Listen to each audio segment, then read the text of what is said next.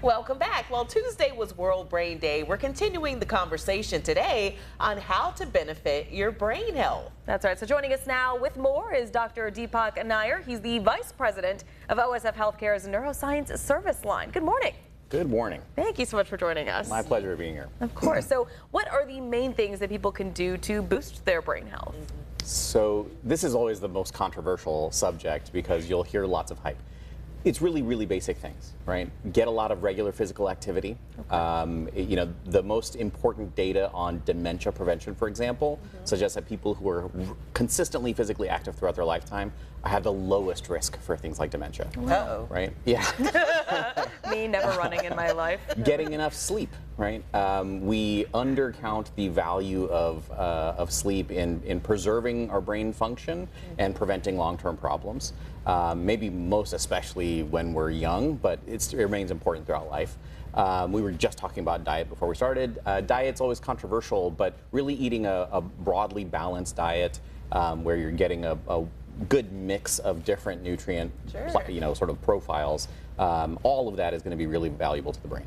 So what type of food groups would you suggest people eat to really maintain their brain health and to, boost their memory, boost, thought processes, boost, I'm thinking of all the medical terms. Stuff. Yeah, all the brain stuff. How do we keep that healthy? What food? So now I'm going to go into dad mode as I think about my teenage boys. And really, what I try to reinforce to them is high protein diets with lots of greens and veggies and fruits thrown in. Sure. So really, really simple, basic rules. You don't have to overthink this.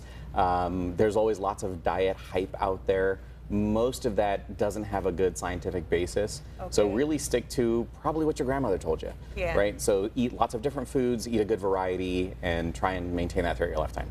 Good deal. I mean, yeah, it's the things that we've been told our entire life, but of course, some of the stuff we don't want to do, right. but I mean, you should do. So just listen, I guess, to your parents. But are there any specific challenges that the summertime brings for kids and families who are out of school for a few months that may prevent people from going outside despite it being summertime because it's too hot or whatever that may be?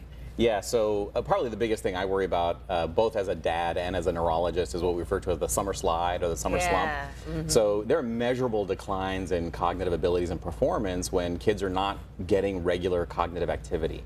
So with my own kids, I try to encourage them to stay physically active. So both my boys are avid weightlifters now, and they have some goal-oriented behaviors. They're in competitive sports and things like this. So all of that's really valuable. But I'm maintaining a regular day and night sleep cycle, right? Yeah. We get a little bit more lax in the summer months, and curfew's a little bit later, which to the teenage brain is totally normal. But then leading into the school months, trying to get them back into what would be their school schedule early enough that it's not a sudden shock to the system, right? All of that's really important. Good deal.